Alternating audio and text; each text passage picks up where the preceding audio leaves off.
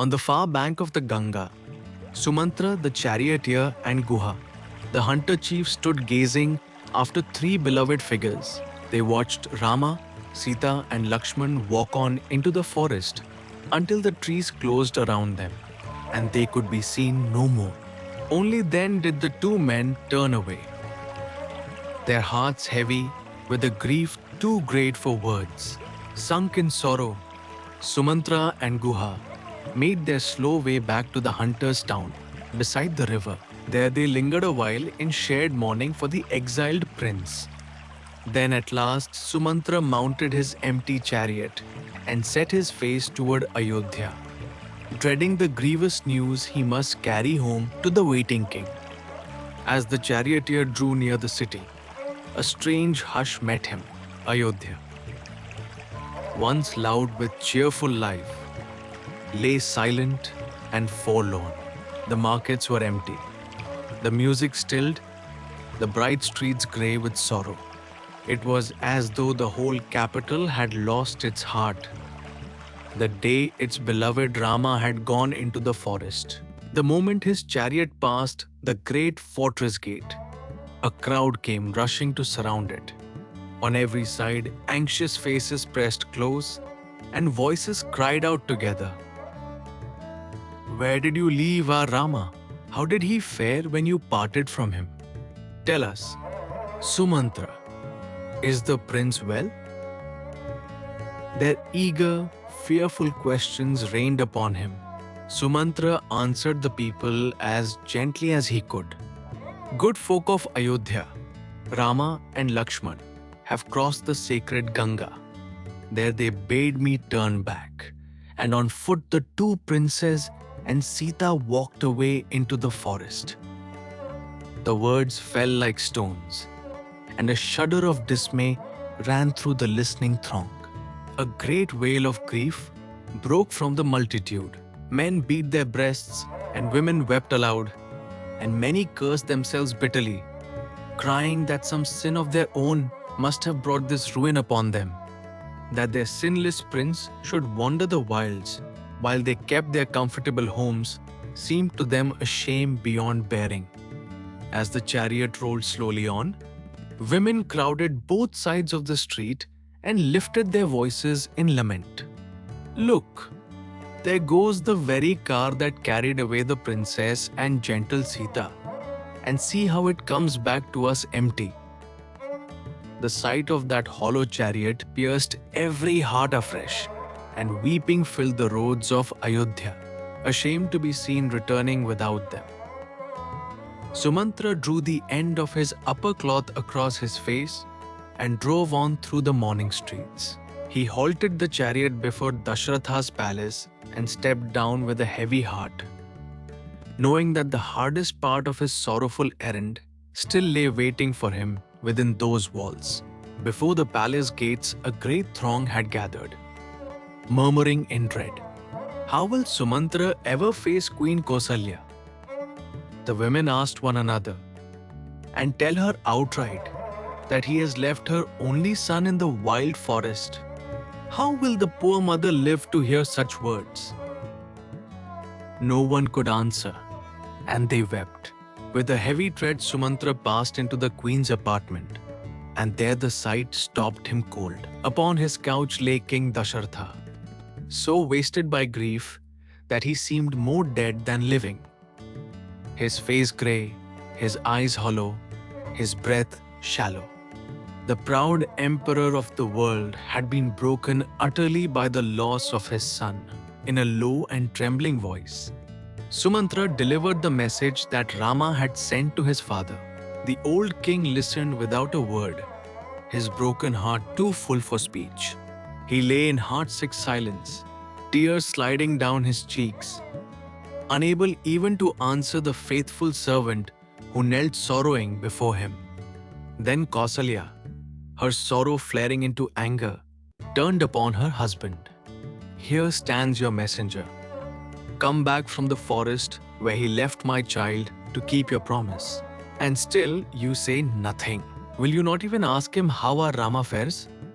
Why, my lord, do you lie there so cruelly, Bitterly silent, her grief poured out in bitter words.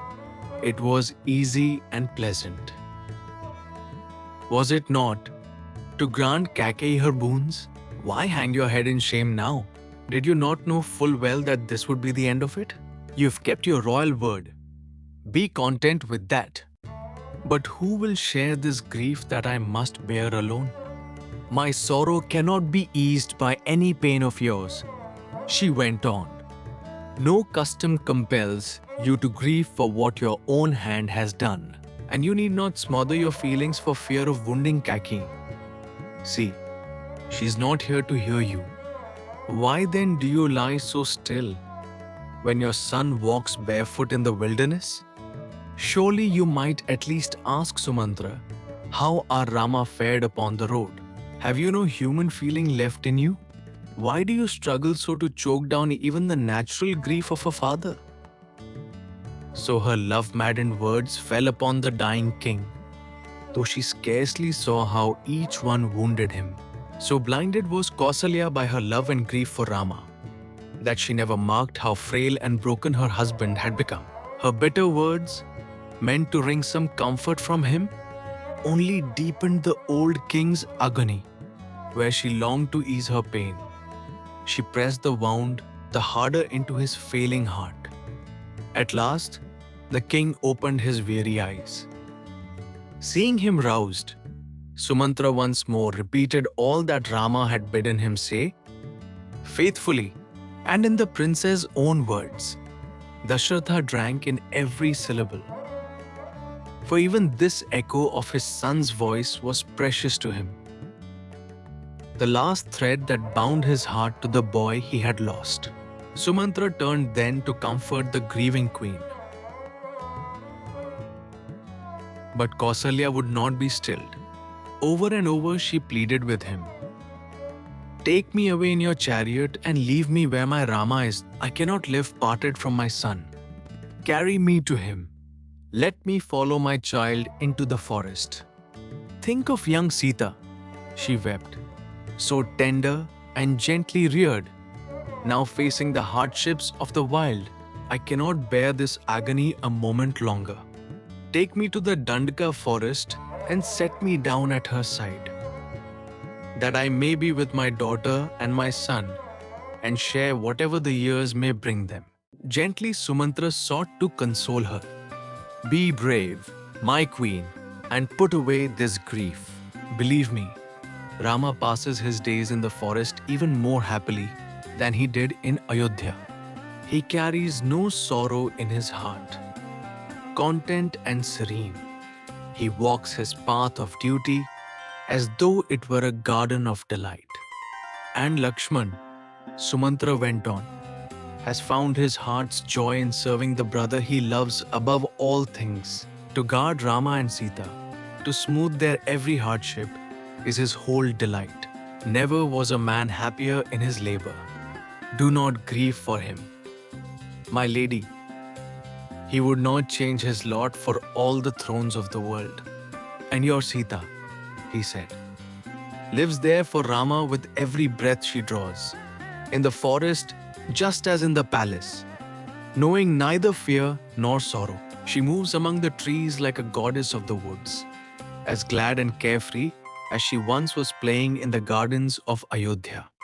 Every day brings her fresh delight. Her face is lovely still as the rising moon, and her bare feet, red as lotus petals, need no henna to adorn them. Like a forest fawn, she steps so lightly that she seems to dance along the woodland paths. Only the tinkle of anklets is wanting to complete the picture. Believe me, Queen, every word I say is true. Grieve no more, my Queen, Sumantra urged. These three fulfill a sacred duty and set before the whole world a shining example.